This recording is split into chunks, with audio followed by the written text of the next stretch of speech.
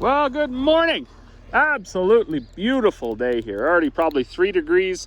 I'm gonna get going here. I got the tractor running. I'm gonna go up and blade out a little bit of shaded areas, push the snow out into the sunshine so it can melt faster, and clean out around our seed cleaning shed, because hopefully today we'll get that set up and we can maybe start cleaning some oats. I haven't done any videoing for like 5 days because it's been just absolutely crazy around here. It all started Saturday. Saturday I was going to fill all my feed bins up, and I hooked up, or this cock shut was on that auger over there. So I backed it up and I got it all lined up, and then there was this oil pouring out of it.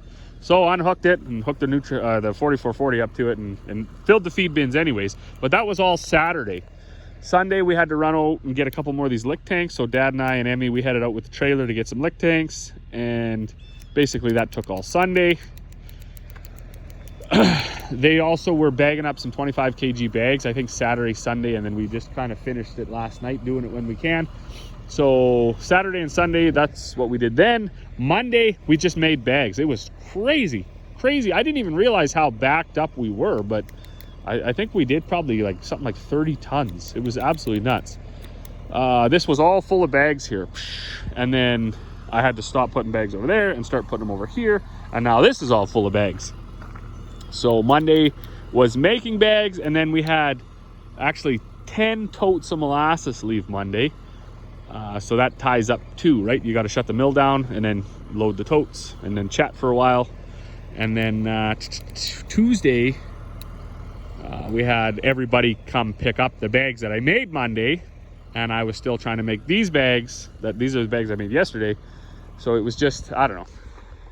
It's a good problem to have. It's nice that people really like the product. They really like coming here. We get a ton of support, but I mean, it still kind of is a problem, right? I mean, you're busy, you're working, and you got the mill running, and then you got to stop and load bags and things. So you're not as efficient as you could be. So you end up really busy all day, and at the end of the day, you've only got like 6 hours worth of work done in like 15 hours.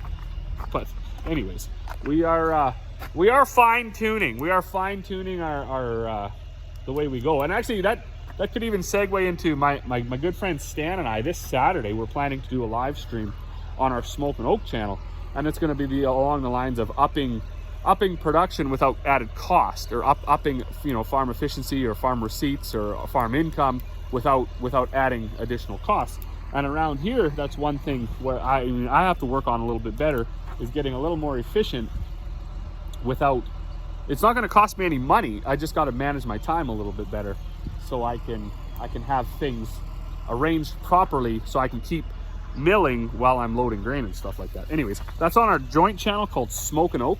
So that'll be, I think the plan is for this Saturday night at 8 o'clock.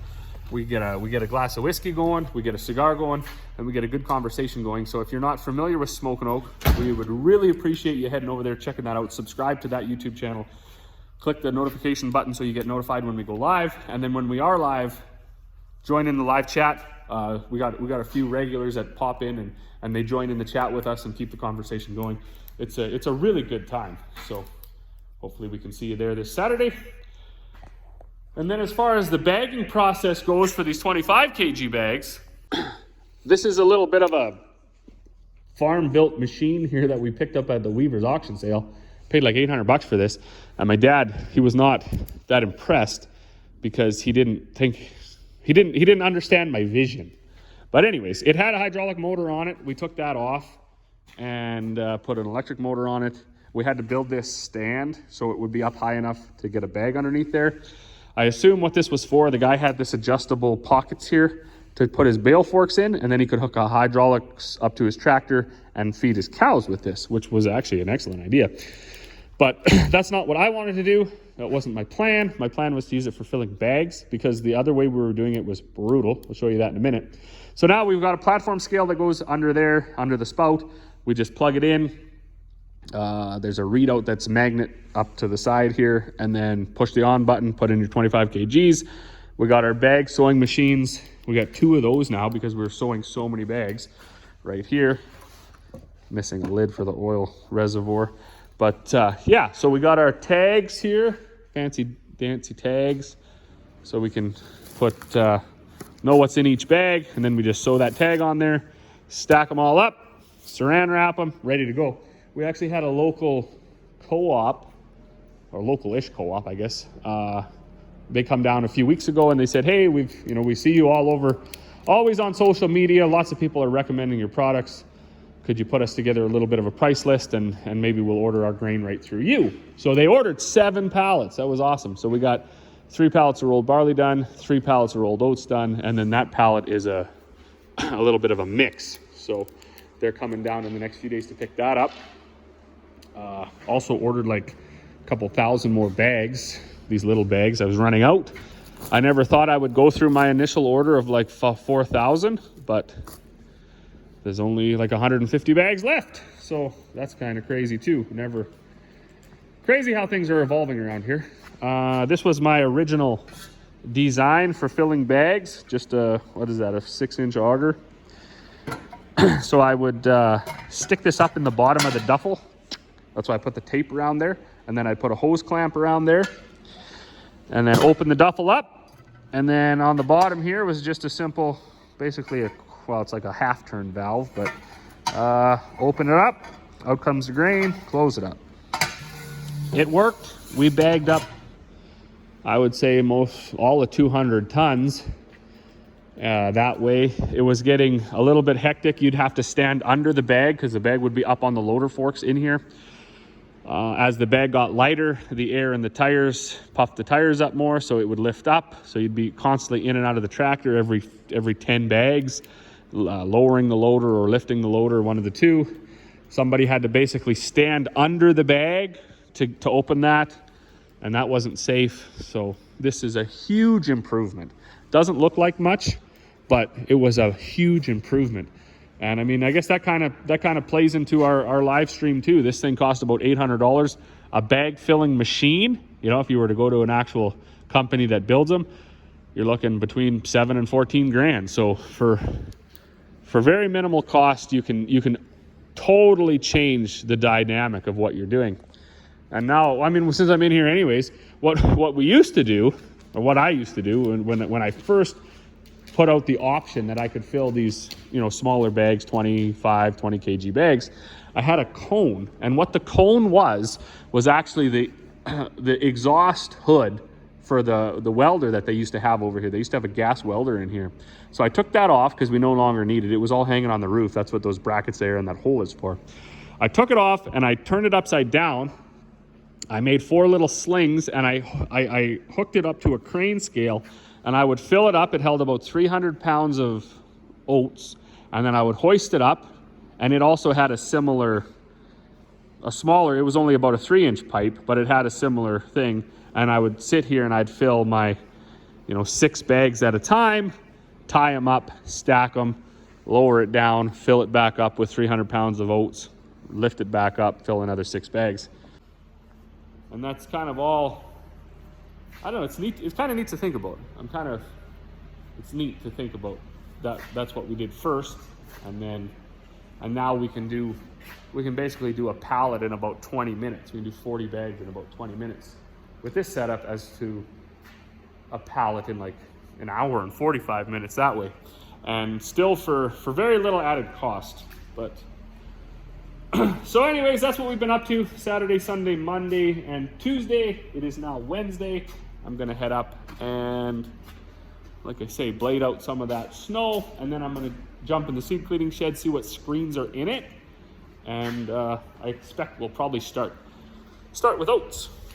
Okay, so another new development. I guess we were the successful bidders on a one of those sweepers that go on the front of a skid steer. Now we don't have a skid steer, but we have a skid steer attachment for our backhoe, and our backhoe has auxiliary hydraulics to the front.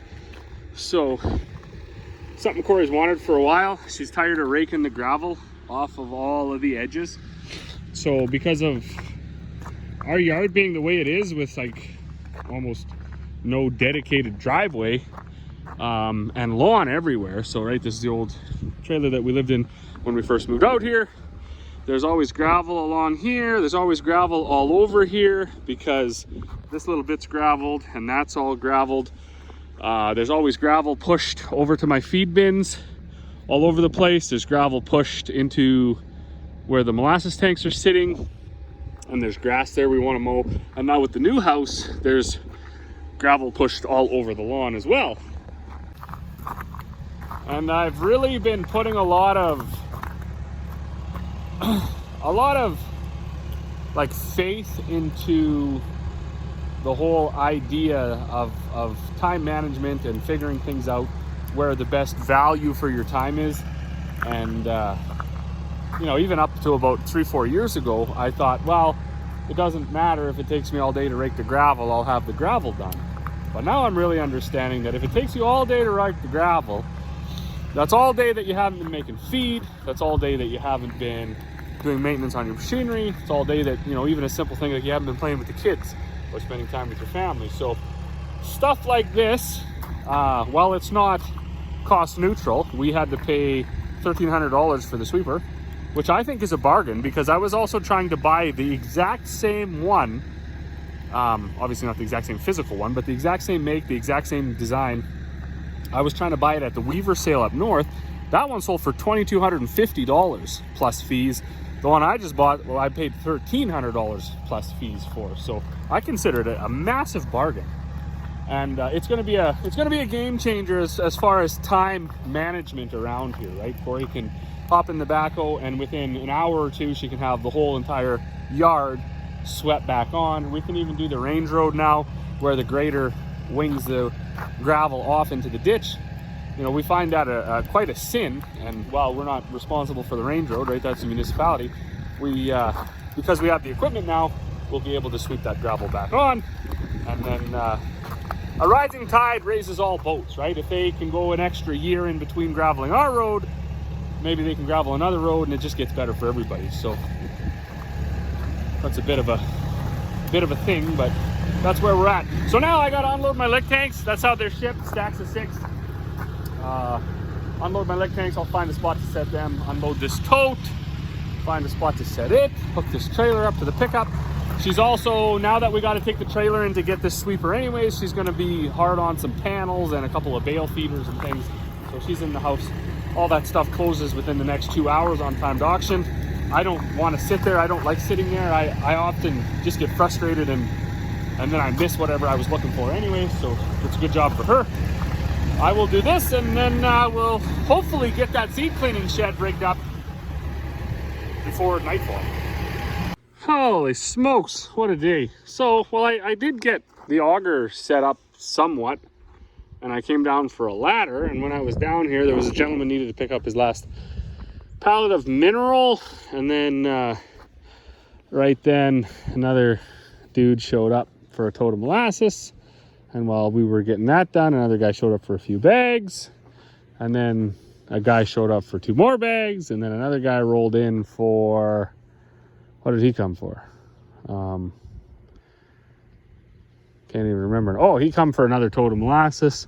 And then while he was here and we were having a little bit of a chat, the last guy rolled in and he took 3 totes of molasses and 2 lick tanks and then 3 bags. So my whole entire afternoon here has been just that, which is fine. But I didn't get back up to do my seed shed, and now look it. So I don't even understand why, but everything was running good, and one of these older hoses, I guess, decided time to leak. So we've been without a leak on this machine for quite a while, and now it's leaking. So one of these hoses that run, see, they run all the way up to the front and then all the way down to the back.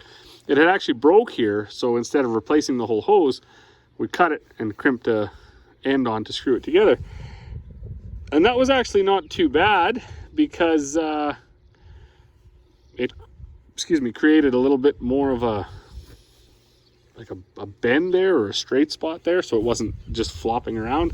But now I'm gonna have to go over, I'm gonna go in for lunch, because it's almost 4 o'clock and I haven't even eaten yet. So after lunch, we got to get this hose out of here, and then maybe yet this evening, because I think I'm done on this loading out stuff for a little bit.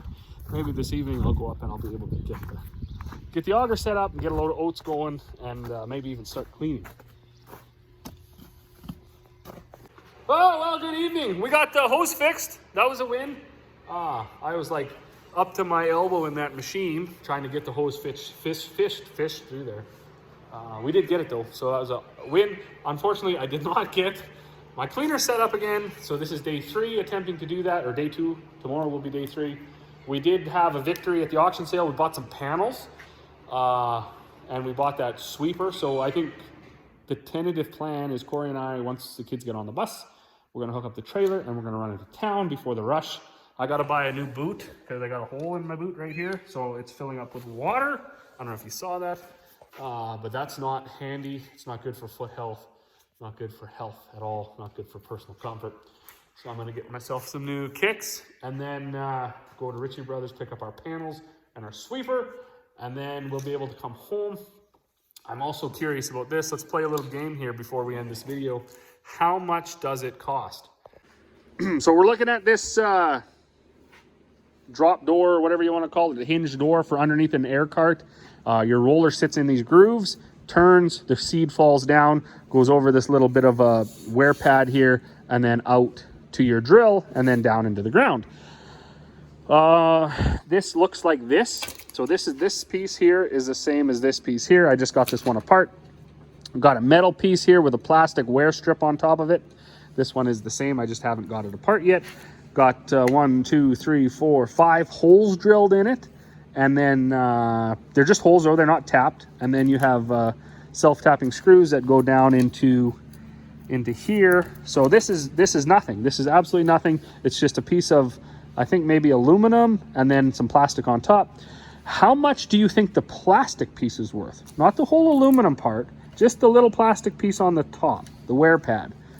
I'll give you about 5 seconds here to take a guess. All right, that's enough time. I could have heard the lady wrong. I'm pretty sure I didn't. I will find out tomorrow and I will correct myself if I'm wrong, but I'm pretty sure she said this plastic piece is worth $250. So there are 3 of these on our drill. To do it every year, you would need $750 for 3 little pieces of plastic. Unbelievable. If there was ever an example of money having no value, that would be this. But like I say, it's possible I heard her wrong. I'm sure I didn't. I can't imagine just making up that number for no reason. But it was shocking nonetheless. So we'll see.